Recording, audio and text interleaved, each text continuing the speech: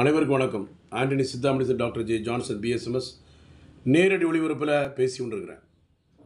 பெண் பாவம் பொல்லாது. நீ பாருங்கள், சின்ன பிள்ளை 9 வயசு பெண் குழந்தைய பாலியல் பிரச்சனை, பாவம், அது தாய் படக்கூடிய வேதனையை பாருங்கள்.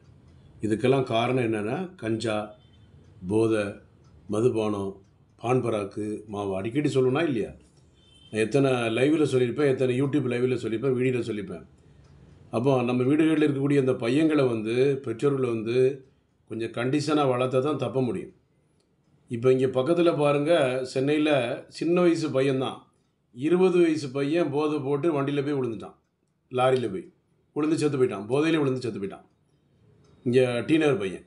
இன்னொன்று இன்னொரு பையனை பாருங்கள், அது எந்த ஏரியா, பெரம்பூர் ஏரியா ஒரு பையன் பார்த்தீங்கன்னா, அவனும் ஆக்சிடெண்ட்டு போதையில். அப்போ அந்த போதையில்